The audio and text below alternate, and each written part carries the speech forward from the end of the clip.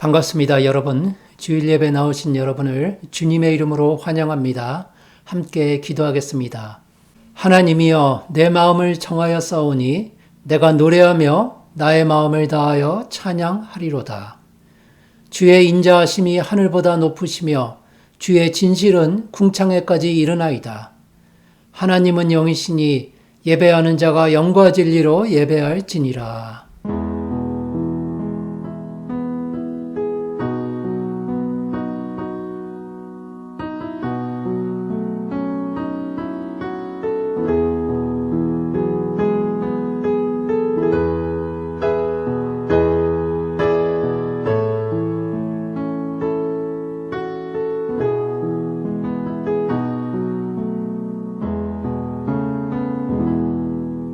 거룩하신 하나님, 오늘도 귀하고 복된 날을 주시고 온 교회와 성도들이 하나님께 예배드리게 하시니 감사합니다. 깊은 혼란 속에 빠져 있는 이 세상에서 주의 빛을 저희에게 발하여 주시옵소서. 참빛, 곧 세상에 와서 각 사람에게 비추이는 빛이 이 세상의 어려운 수고와 무거운 짐을 지고 살아가는 불쌍한 영혼들에게 비추어 주시기를 간절히 소망합니다. 우리의 영혼을 살려주시고 영원히 하나님의 이름을 찬양하며 살아가도록 인도하여 주시옵소서. 이 시간 신령과 진정으로 드리는 예배가 되도록 지켜주시옵소서. 예수님의 이름으로 기도드립니다. 아멘. 사도신경으로 신앙 고백하겠습니다. 전능하사 천지를 만드신 하나님 아버지를 내가 믿사오며 그의 외아들 우리 주 예수 그리스도를 믿사오니 이는 성령으로 잉태하사 동정녀 마리아에게 나시고 본디오 빌라도에게 고난을 받으사 십자가에 못 박혀 죽으시고 장사한 지 사흘 만에 죽은 자 가운데서 다시 살아나시며 하늘에 오르사 전능하신 하나님 우편에 앉아 계시다가 저리로서 산 자와 죽은 자를 심판하러 오시리라. 성령을 믿사오며 거룩한 공회와 성도가 서로 교통하는 것과 죄를 사하여 주시는 것과 몸이 다시 사는 것과 영원히 사는 것을 믿사옵나이다. 아멘. 찬송가 270장 변찮는 주님의 사랑과 함께 찬송하겠습니다.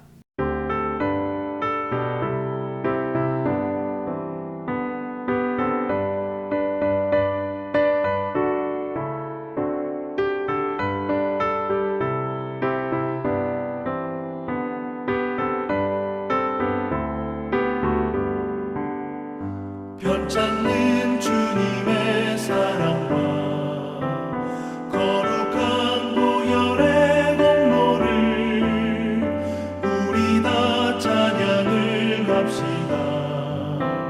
주님을 만나볼 때까지 예수는 우리를 깨끗게 하시는 주시니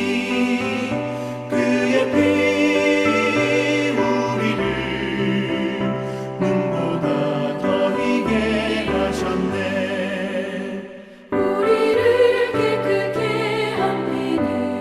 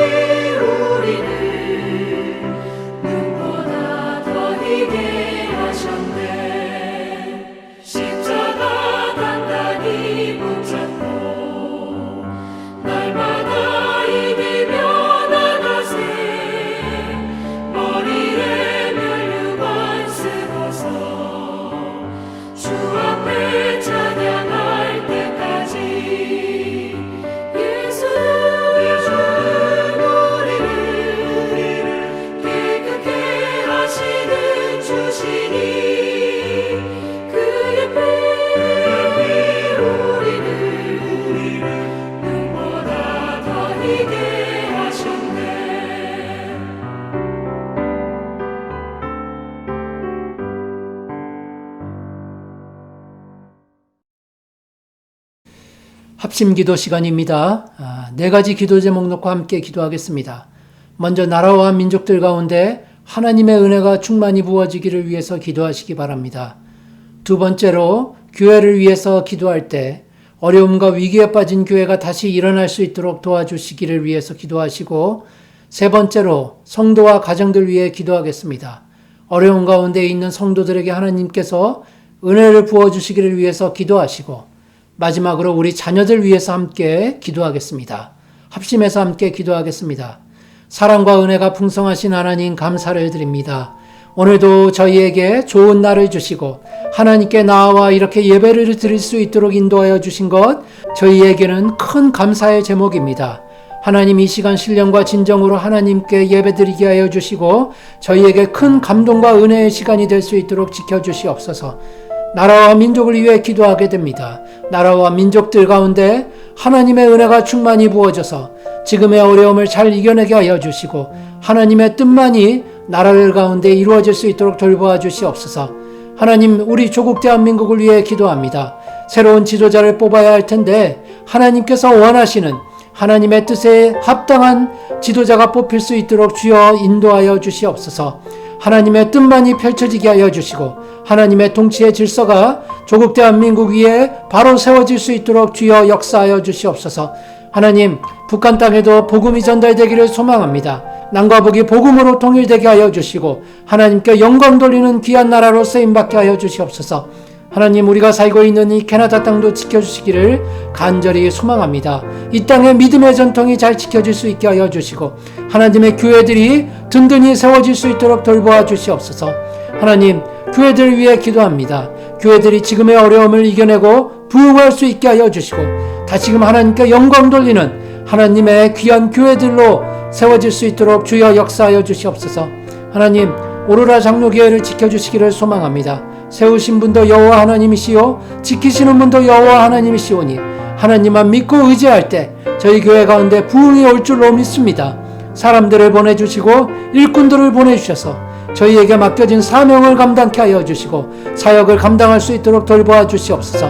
오로라 장로교회가 십자가의 복음의 능력 위에 세워지게 하시고 예수님과 동행하는 하나님 나라의 공동체로 서게 하여 주시옵소서. 하나님, 오로라 장로교회를 통해서 잠들어 있는 사람들의 믿음을 깨우게 하여 주시고 다음 세대를 섬길 시대적 소명을 감당하는 교회가 될 수 있도록 주여 은혜를 충만히 부어 주시옵소서.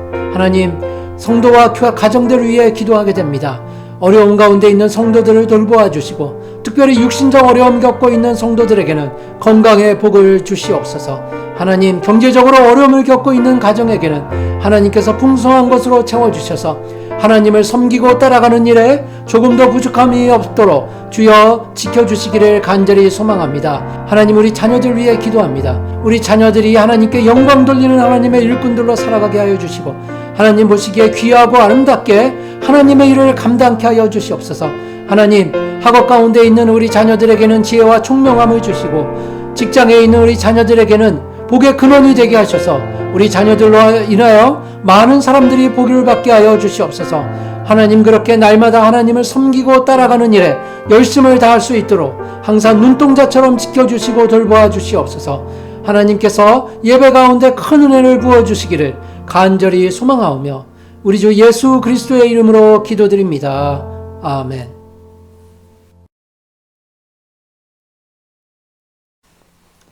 오늘 하나님께서 주신 말씀은 요한일서 3장 19절에서 24절까지의 말씀입니다. 요한일서 3장 19절에서 24절까지의 말씀입니다. 오늘 본문을 제가 봉독하도록 하겠습니다.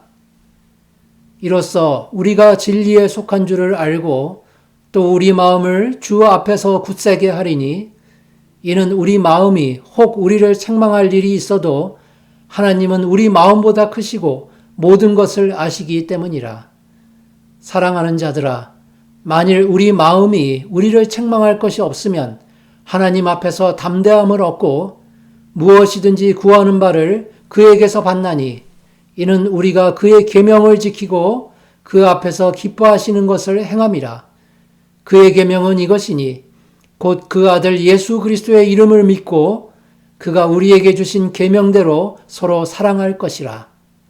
그의 계명을 지키는 자는 주 안에 거하고 주는 그의 안에 거하시니 우리에게 주신 성령으로 말미암아 그가 우리 안에 거하시는 줄을 우리가 아느니라. 아멘. 봉헌하겠습니다.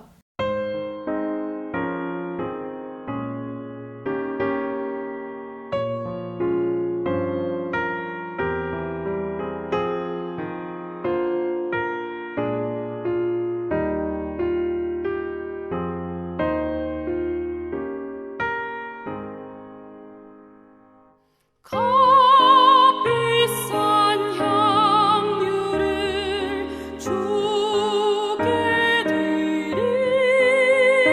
기도하겠습니다. 사랑과 은혜가 풍성하신 하나님, 모든 것을 섭리하시며 주관하시는 전능하신 하나님, 오늘도 한량없이 베풀어 주신 사랑으로 인하여 모든 영광과 찬송을 하나님께 올려드립니다. 우리의 가진 모든 것이 하나님의 은혜의 선물인데도 그 진리를 잊고 살아가는 저희의 어리석음을 용서하여 주시옵소서. 이 시간 감사의 마음으로 하나님 앞에 정성의 예물을 올려드립니다. 마음의 소원을 담아드리는 손길들도 있습니다. 저희의 마음의 원함을 아시오니 하나님의 뜻대로 모든 필요를 채워주시고 여러 가지 기도 제목으로 드리는 헌금마다 하나님께서 기쁘게 받아주시기를 간절히 소원합니다. 예수님의 이름으로 기도드립니다. 아멘. 광고 말씀드리겠습니다. 우리가 그동안 기도해온 대로 교회 현장 예배를 재개하게 되었습니다. 11월 14일부터 주일 예배를 교회에서 대면으로 드리게 되었는데요. 교회 사정상 그때부터 유튜브 예배는 중단하도록 하겠습니다. 방역 문제 때문에 본당만 사용할 수 있습니다. 교회로 들어오실 때는 친교실 문을 사용하시고 예배가 끝나고 나가실 때는 본당 문을 사용하시면 됩니다. 기타 교회 사용에 관련된 자세한 내용은 14일 당일 현관문에 부착하도록 하겠습니다. 반갑습니다, 여러분. 오늘은 마음을 다스리라는 제목으로 여러분과 함께 은혜를 나누도록 하겠습니다.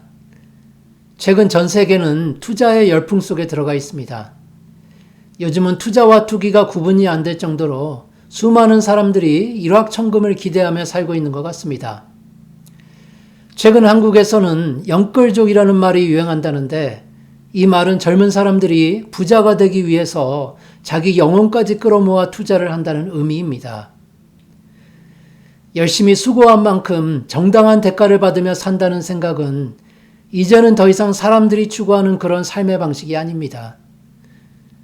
그런데 혹시 우리의 신앙에 있어서도 그런 변화가 있는 것은 아닐까요? 사람들은 신앙에 있어서도 무슨 기적 같은 일들이 일어나기만을 기대하고 있지는 않은지 그 점을 한 번쯤 생각해 보아야 합니다.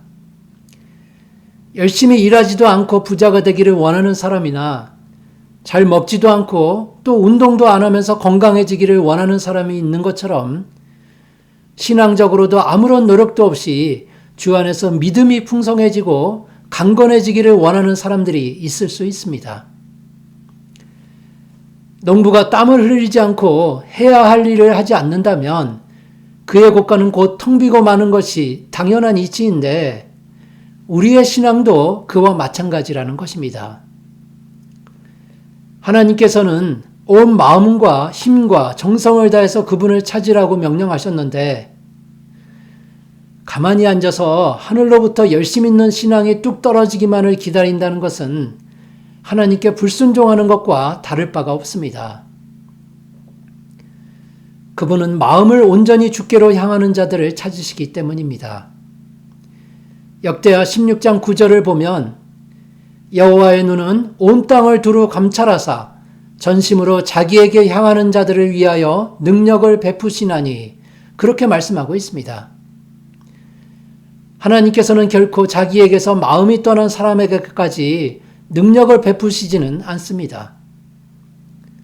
따라서 우리의 마음이 하나님을 향할 수 있도록 잘 다스리는 것이 매우 중요합니다. 잠언 기자는 모든 지킬 만한 것 중에 더욱 내 마음을 지키라. 생명의 근원이 이에서 남이니라고 말씀합니다. 즉 마음이란 우리의 생명의 근원이 나오는 것이고 그것을 우리가 다스릴 수 있다고 말씀하고 있습니다. 그리고 오늘 본문에서도 사도 요한은 우리가 하나님의 능력을 얻기 위해서 어떻게 마음을 다스려야 할지를 이야기하고 있습니다. 특별히 요즘처럼 가치관이 뿌리째 흔들리는 격변의 시대에는 우리의 마음을 하나님께로 단단하게 고정시키는 것이 매우 중요합니다. 만약 그것을 그냥 놔둔다면 마치 고삐 풀린 망아지처럼 어디로 튈지 모르는 것이 바로 사람의 마음이기 때문입니다. 오늘 본문을 통해서 어떻게 하는 것이 우리가 신앙인으로서 마음을 잘 다스리며 또 그렇게 복되게 살 수 있는 것인지 그것에 대한 성경의 교훈들을 함께 살펴보도록 하겠습니다. 첫 번째로 우리는 마음을 주 앞에 세워야 합니다. 오늘 본문 19절을 함께 보겠습니다. 이로써 우리가 진리에 속한 줄을 알고 또 우리 마음을 주 앞에서 굳세게 하리니. 우리의 마음을 주 앞에 세운다는 것은 주님을 항상 우리 앞에 모시며 살아간다는 것을 의미합니다. 전구개혁가 칼빈은 그가 살아가면서 중요한 좌우명 몇 가지를 가지고 있었는데 그 가운데 하나가 바로 코람데오라는 것이었습니다. 코람데오란 라틴어로서 하나님 앞에서라는 의미입니다. 칼빈은 자신의 삶의 모든 측면을 하나님의 얼굴 앞에서 코람데오의 삶으로 생각했습니다. 구약에 나오는 다윗처럼 살고 싶었던 것입니다. 하나님 앞에서 다윗의 삶은 시편 139편에 잘 나타나고 있는데 그는 이렇게 고백하고 있습니다. 여호와여, 주께서 나를 살펴보셨으므로 나를 아시나이다. 주께서 내가 앉고 일어섬을 아시고 멀리서도 나의 생각을 밝히 아시오며 나의 모든 길과 내가 눕는 것을 살펴보셨으므로 나의 모든 행위를 익히 아시오니 여호와여, 내 혀의 말을 알지 못하시는 것이 하나도 없으시니이다. 다른 시편에서도 다윗은 자신이 그렇게 하나님 앞에서 코람데오의 삶을 살아간다고 고백합니다. 내가 여호와를 항상 내 앞에 모심이여 그가 나의 오른쪽에 계심으로 내가 흔들리지 아니하리로다. 그의 이 말을 요약해보면 우리의 마음이 하나님이 아닌 다른 무엇도 따라가지 못하도록 단단하게 붙잡아 두어야 한다는 것이었습니다. 다윗은 항상 자신의 마음을 세상의 목적이나 야망에 두지 않았습니다. 그의 마음을 하나님의 섭리에 단단하게 고정시키고 그것만을 따라갔습니다. 만약 다윗이 단 한순간이라도 이스라엘의 왕권에 욕심이 있었다면 또한 그 명예를 추구했다면 그의 인생은 완전히 달라졌을 것입니다. 당연히 그는 백성들한테 잘 보이려고 또한 많은 사람들로부터 칭송을 받으려고 사람들을 인식하는 삶을 살았을 것입니다. 만약 그랬다면 그의 마음은 세상의 관심으로 이리저리 흔들리고 어쩌면 사울과 같은 최후를 맞이했을지도 모릅니다. 따라서 여러분, 우리가 살아가면서 마음을 누구 앞에 세우는지가 중요합니다. 하나님 앞에 세울 것인지 아니면 세상 앞에 세울 것인지 우리는 그 점을 분명히 해야 합니다. 지난주에 살펴보았던 것처럼 눈앞에 펼쳐진 세상의 풍요로움을 따라갔던 롯과 같이 수할 땅으로 갈 것인지 아니면 하나님께 제단을 쌓고 예배를 드리는 아브라함처럼 헤브론으로 갈 것인지 이 둘 중에 내 마음을 어디에 세울지를 정해야 합니다. 그렇다면 우리의 마음을 주 앞에 세운다는 건 구체적으로 무슨 의미인지 그 점을 알아야 할 것입니다. 그동안 우리는 하나님 앞에서 그분만을 바라보며 살아가야 한다는 말을 많이 들어왔는데 구체적으로 그 말이 무엇을 뜻하는지 알아야 한다는 것입니다. 하나님 앞에 서 있다는 것은 마치 걸음마를 처음 배운 아이를 따라가는 아버지의 눈과 같은 것입니다. 하나님께서 우리를 따라오시면서 모든 상황에서 우리의 행동 하나하나를 관찰하신다는 뜻입니다. 따라서 우리는 항상 하나님을 의식하고 양심에 거리끼는 일은 하지 않아야 합니다. 또한 자기 만족을 위해서 살아가지 않도록 노력해야 하고 하나님께서 맡기신 청지기의 임무를 최선을 다해서 수행해야 합니다. 그리고 마지막으로 예배를 드리거나 기도할 때 하나님께서 바로 내 앞에 계시다는 생각을 가지고 있어야 합니다. 그것이 바로 우리의 마음을 주 앞에 세운다는 의미입니다. 창세기에서 볼 수 있었던 아브라함의 삶이 그런 것이었습니다. 한 번은 하나님께서 그에게 나타나셔서 나는 전능한 하나님이라 너는 내 앞에서 행하여 완전하라고 말씀하십니다. 그러나 여러분, 세상의 어느 누구도 하나님 앞에서 완전할 수는 없습니다. 육체 안에 있는 자는 어느 누구도 불완전할 뿐이기 때문입니다. 그래서 하물며 믿음의 조상 아브라함이라 할지라도 그가 하나님 앞에서 완전할 수는 없는데 왜 하나님께서는 그에게 내 앞에서 행하여 완전하라고 요청하셨던 것일까요? 예수님께서도 마찬가지셨습니다. 자신의 제자들에게 그러므로 하늘에 계신 너희 아버지의 온전하심과 같이 너희도 온전하라고 명령하십니다. 이렇게 죄 있는 인간에게는 도저히 불가능한 하나님 앞에서 완전하라는 명령은 우리가 이 명령을 내리고 계시는 분이 과연 누구인지를 알게 될 때만 바로 이해할 수가 있게 되는 것입니다. 여러분, 그분은 다름 아닌 엘샤다이의 하나님, 즉 전능하신 하나님이시라는 사실을 깨닫게 된다면 그런 명령을 내리시는 것이 우리에게 전혀 이상할 것이 없습니다. 우리 인간의 시각에서는 도저히 불가능한 목표이지만 엘샤다이 하나님께서 우리와 함께 하신다면, 그리고 우리가 그 목표에 도달하기를 원하신다면 우리는 충분히 그 일을 해낼 수가 있습니다. 여러분, 그 목표가 바로 지금 우리 앞에 놓여 있습니다. 하나님께서는 지금도 우리에게 너는 내 앞에서 행하여 완전하라고 명령하고 계십니다. 그것이 바로 우리가 계속해서 마음을 다하고 뜻을 다하고 힘을 다해서 나아가야 할 유일한 목표가 되는 것입니다. 따라서 우리는 바울과 같이 이렇게 고백할 수밖에 없습니다. 내가 이미 얻었다 함도 아니요 온전히 이루었다 함도 아니라 오직 내가 그리스도 예수께 잡힌 바 된 그것을 잡으려고 달려가노라. 형제들아, 나는 아직 내가 잡은 줄로 여기지 아니하고 오직 한 일, 즉 뒤에 있는 것은 잊어버리고 앞에 있는 것을 잡으려고 표대를 향하여 그리스도 예수 안에서 하나님이 위에서 부르신 부름의 상을 위하여 달려가노라. 청교도들은 마음을 주 앞에 세우는 삶을 매우 강조했습니다. 신학자인 존 코트는 에베소서 6장 6절과 7절 말씀을 가지고 청교도 삶의 원칙을 이렇게 설명합니다.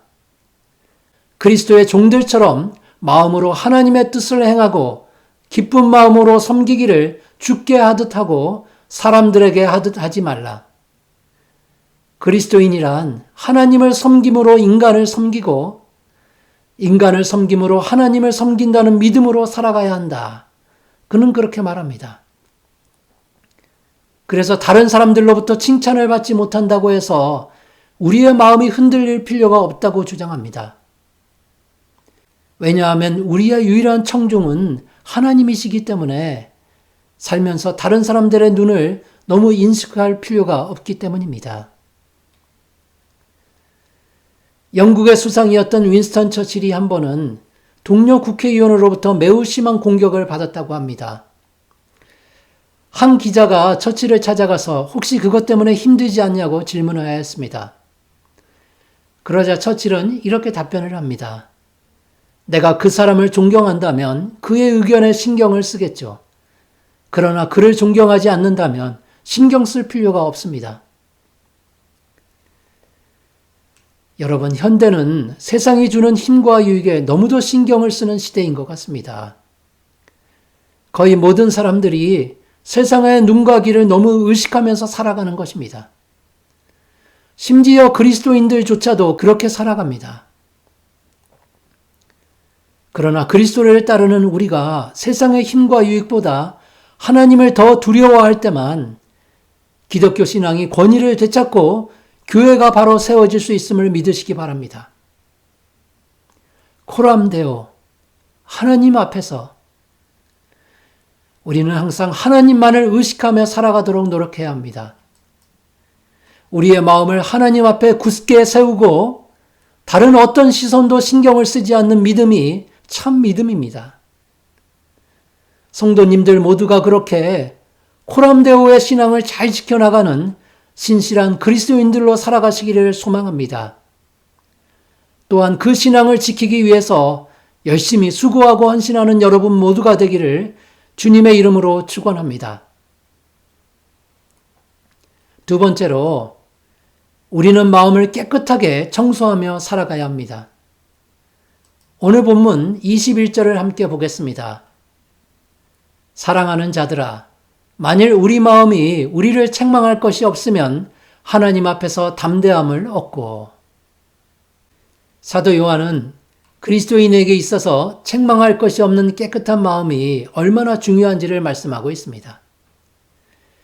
그가 이것에서 강조하고 있는 깨끗한 마음이란 우리 마음 가운데 죄가 전혀 없다는 의미는 아닙니다. 그것은 오히려 우리의 선한 양심을 가리킨다고 볼 수 있습니다. 말과 혀로만 사랑하는 비양심적인 마음이 바로 책망받아 마땅한 더러운 마음이라는 것입니다. 그러나 행함과 진실함으로 사랑하는 바른 양심이 있을 때 우리가 하나님 앞에서 담대함을 얻을 수 있다고 그는 설명합니다. 이솝 우화 중에 늑대와 여우와 원숭이라는 이야기가 있는데요. 하루는 늑대가 여우에게 자기 물건을 도둑질했다고 몰아붙였습니다. 그러나 여우는 전혀 모르는 사실이라고 부인을 합니다. 둘이 서로 옥신각신하다가 현명한 원숭이에게 재판을 맡겼습니다. 원숭이는 늑대와 여우의 이야기를 한참 듣고 나서 이런 판결을 내렸습니다. 먼저 늑대야, 내 생각에는 내가 잃어버린 것이 없는데도 잃어버렸다고 우기고 있구나. 그리고 여우야, 너는 절대로 도둑질하지 않았다고 주장하는데 내가 보기에는 너는 분명히 도둑질을 했구나. 원숭이는 늑대와 여우 둘 모두에게 만족스러운 답을 주면서도 그들을 동시에 책망하고 있습니다. 여러분, 정직하지 못한 사람은 아무리 정직하게 행동을 해도 칭찬을 듣지 못하는 법입니다. 바로 하나님 앞에 있는 우리의 마음이 그렇다는 것입니다. 우리가 아무리 의롭다고 주장을 한다고 해도, 그리고 아무리 의롭게 행동을 한다고 노력해도 하나님 앞에서 우리 모두는 중대한 죄인일 뿐입니다. 만약 우리가 죄가 없다고 말하면 스스로를 속이는 것이고, 또한 진리가 우리 마음 가운데 있지 않다는 것을 증명할 뿐입니다. 하나님 앞에서 마치 늑대와 여우처럼 행동할 뿐이라는 사실입니다. 그런데 여러분, 이렇게 세상 모든 사람들이 다 하나님께 책망을 받아야 한다면 우리가 특별히 그리스도인이 되어야 하는 이유는 무엇입니까? 어차피 다 책망을 받아야 할 텐데 말이죠. 그럼에도 우리가 그리스도인으로 거듭나야 하는 이유는 책망을 받지만 동시에 용서를 받기 위해서입니다. 주 안에서 거듭나지 못한다면 책망을 받을 뿐 용서는 받지 못합니다. 그리스도인들도 죄에 대한 공포 때문에 두려워하고 자신의 계속된 범죄함을 증오하며 살게 됩니다. 그러나 우리에게는 용서의 기회가 있습니다. 우리는 그리스도의 십자가 앞으로 나아가서 죄의 용서함을 받고 마음의 평화를 얻을 수 있습니다. 따라서 우리가 마음을 잘 다스리기 위해서는 우리의 죄를 지으려고 할 때마다 선한 양심이 우리 안에서 예민하게 반응을 해야 하는 것입니다. 그리스도의 십자가 앞으로 나아갈 수 있는 기회를 우리에게 계속 제공해야만 하는 것입니다. 불신자들은 전혀 무감각한 수만 가지의 죄들에 대해서도 심한 자책감을 느끼게 되는 것이 바로 그리스도인의 마음입니다. 성령께서 심어주신 선한 양심 때문에 더러운 죄에 대한 괴로움으로 몸부림을 치면서 살아간다는 것입니다. 그래서 하나님께 이런 고백이 나올 수밖에 없습니다. 주의 얼굴을 내 죄에서 돌이키시고 내 모든 죄악을 지워주소서. 하나님이여, 내 속에 정한 마음을 창조하시고 내 안에 정직한 영을 새롭게 하소서. 여러분, 이 놀라운 고백이 우리에게서 나온다는 사실은 너무도 긍정적인 신호라고 할 수 있습니다. 나의 마음에 청소가 필요하고 깨끗하게 되어야 한다는 사실을 깨닫게 하시기 때문입니다. 만약 내 마음의 밭이 잡초와 가시덤불로 무성하다면 우리는 빨리 그것들을 뽑아내야만 합니다. 마음밭에 자라나는 헛된 생각과 악한 감정이라는 잡초를 우리가 열심히 뽑아야 한다는 것입니다. 잡초와 가시덤불을 그냥 두면 마음밭 전체를 뒤덮고 말 것이기 때문입니다. 그렇다면 우리의 마음밭을 어떻게 청소해야 할까요? 첫 번째는 마음에 들어온 더러운 생각들을 가지고 하나님께 나아갔다는 것을 부끄럽게 생각해야 합니다. 성경은 이렇게 말씀합니다. 만일 우리가 죄를 자백하면 그는 미쁘시고 의로우사 우리 죄를 사하시며 우리를 모든 불의에서 깨끗하게 하실 것이요.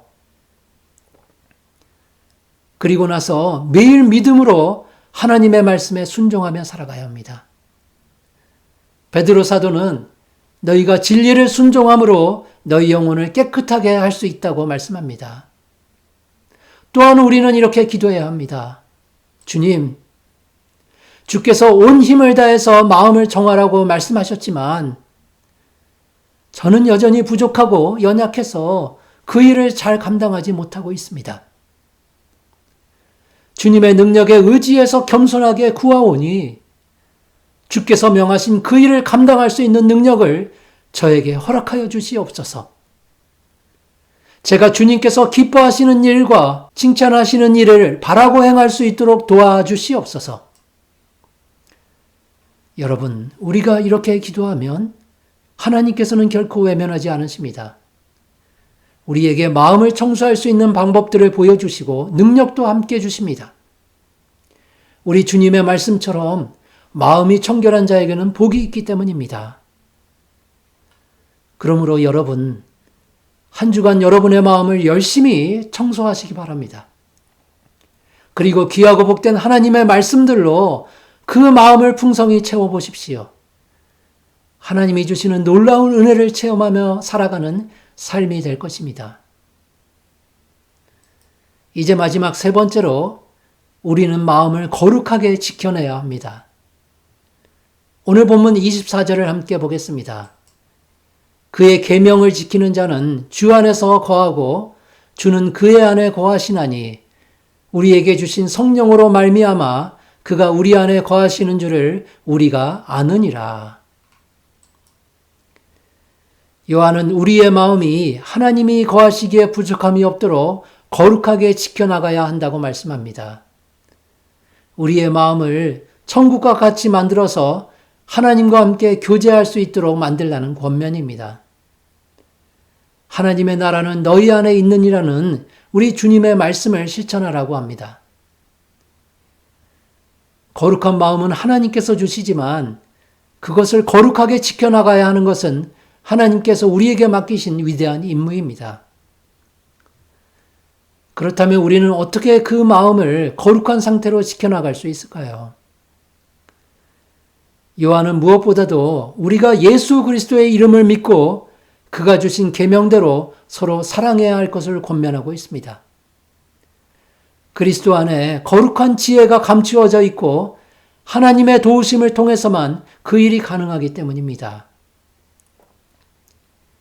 청교도 신학자 존 오웬은 마음을 거룩하게 만드는 것과 관련해서 이렇게 말을 하고 있습니다. 당신은 몸과 마음을 즐겁게 하는 일에 온 시간과 정성을 쏟으려고 이 세상에 태어났는가? 혹시 인생의 목적인 하나님을 섬기는 일에는 인색하지 않은가? 하지만 기억하라. 당신은 한 번 죽는 것은 사람에게 정하신 것이나 그 후에는 심판이 있으리라는 그 율법 아래 이 땅에 태어났다.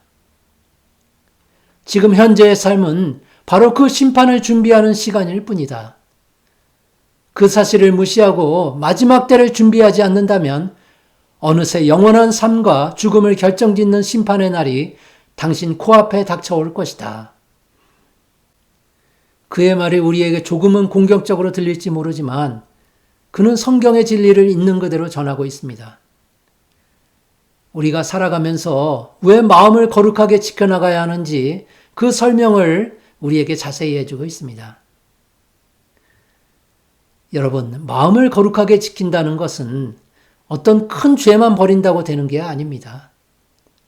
마음에 들어온 모든 죄를 다 버려야만 거룩함을 유지할 수가 있습니다. 이 정도 작은 것쯤이야 괜찮겠지. 그렇게 생각하는 순간 우리의 마음의 거룩함은 무너지기 시작합니다.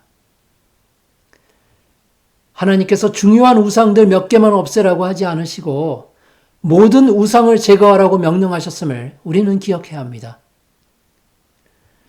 우리가 세상을 살아가면서 악을 멀리하며 사는 것만으로는 부족하고 악을 멀리할 뿐만이 아니라 선을 행하며 살아가야 한다고 말씀하시는 것입니다. 그것도 억지로 하는 것이 아니라 자원하는 마음으로 해야만 우리의 마음이 거룩함을 유지할 수 있습니다. 그런데 여러분, 아무리 노력해도 마음의 거룩함을 지킨다는 것처럼 어려운 일이 없을 것입니다. 한순간만 한눈을 팔아도 내 마음이 세상으로 기울어져 가는 것을 발견할 수 있기 때문입니다. 따라서 우리는 하나님의 도우심을 항상 요청하면서 살 수밖에 없습니다. 여러분이 잘 아시는 것처럼 저는 장애우들의 모임인 미랄선교단에서 설교와 봉사로 사역을 하고 있는데요. 말씀을 같이 읽을 때 몇몇 친구들은 혼자서는 제대로 성경을 읽지 못합니다. 그래서 목사님이나 전도사님들이 한마디 한마디씩 먼저 읽어주면 그 친구들은 그것을 따라서 떠듬떠듬 말씀을 읽어내려갑니다. 그렇게 어렵사리 한 구절을 다 읽고 나면 그 친구들은 아멘 하고 매우 기뻐합니다. 혼자서 제대로 읽지는 못했지만 그 말씀의 은혜를 함께 누리는 것입니다. 우리가 마음을 거룩하게 지키기 위해서 하나님의 도우심을 받아야 하는 이유가 바로 그런 것 같습니다. 혼자서는 아무리 깨끗하게 청소를 해도 금방 다시 더러워지는 마음을 하나님의 도우심을 받아서 거룩하게 지킬 수가 있다는 사실입니다. 시편 기자는 주께서 내 마음을 넓히시면 내가 주의 계명들의 길로 달려가나이다. 그런 고백을 하나님께 드리고 있습니다. 하나님께서 도와주신다면 최선을 다해서 거룩한 마음을 지키겠다고 주의 계명들의 길로 달려가겠다고 그는 굳은 다짐을 하고 있는 것입니다.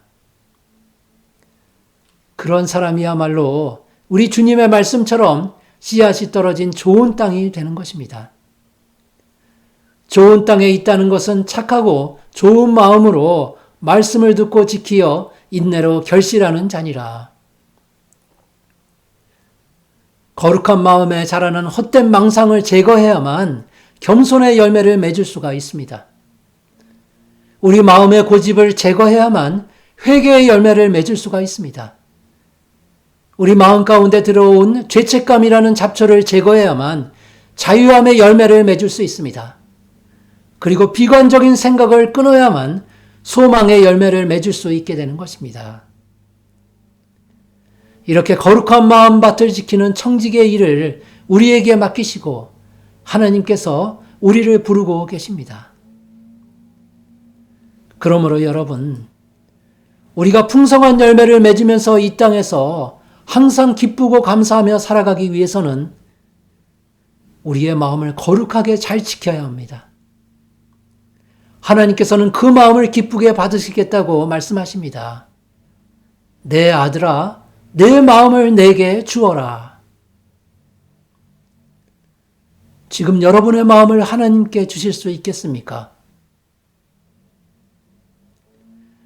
우리의 마음이 하나님께 있지 않다면 아무리 뜨겁게 기도하고 아무리 소리 높여서 찬송을 해봐야 그 소리는 하나님께 울리지 않습니다. 거룩한 마음도 없이 열심히 수고하고 헌신을 해봤자 그 모습은 하나님께 보이지 않습니다. 사도 바울은 우리가 범할 수 있는 그 잘못들을 이렇게 지적하고 있습니다.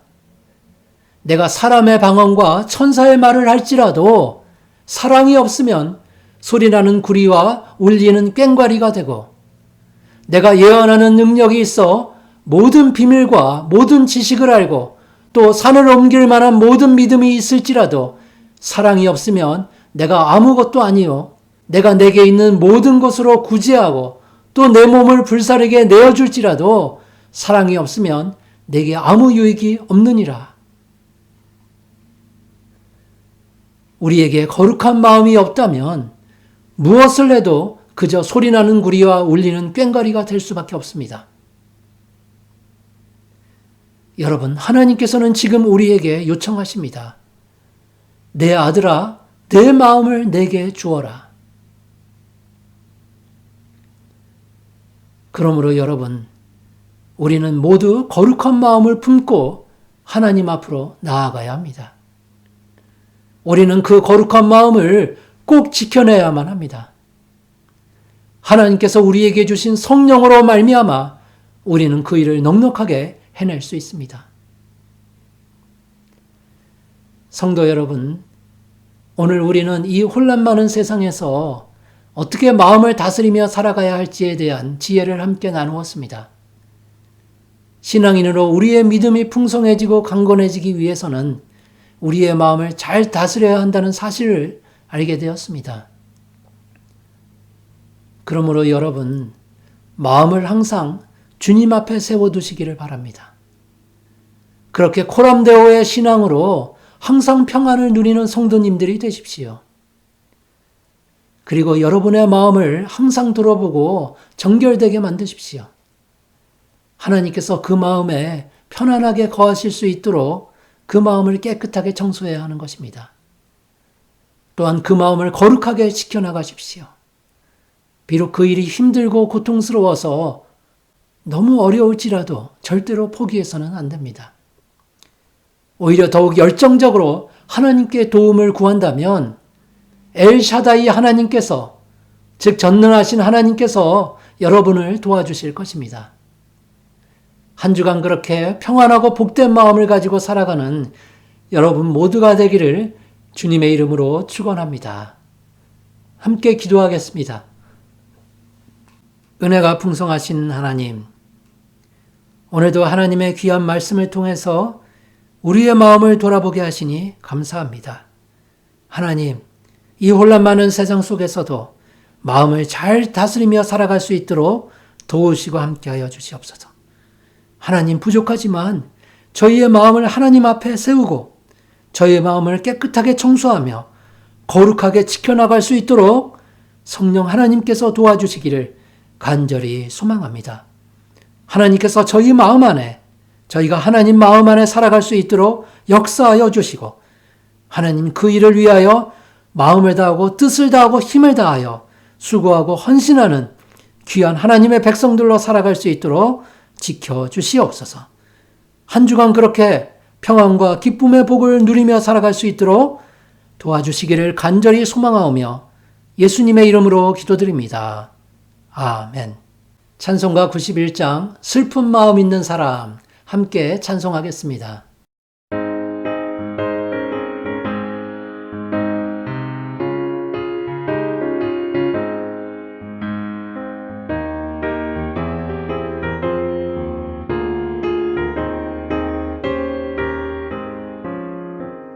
슬픈 마음이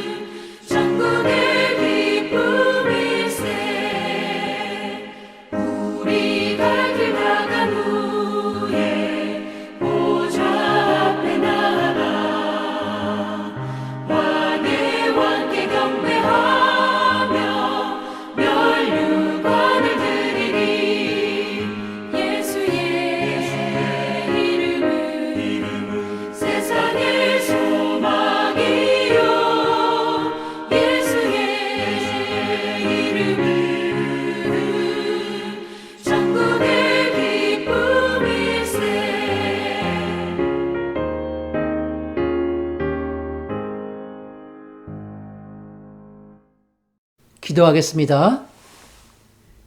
이제는 우리 주 예수 그리스도의 은혜와 하나님의 놀라우신 사랑하심과 성령님의 감화 감동 교통하심이 마음을 잘 다스리고 하나님의 능력을 항상 체험하며 기쁘고 복된 삶을 살아가는 주의 백성들에게 이제로부터 영원까지 함께 있을지어다. 아멘.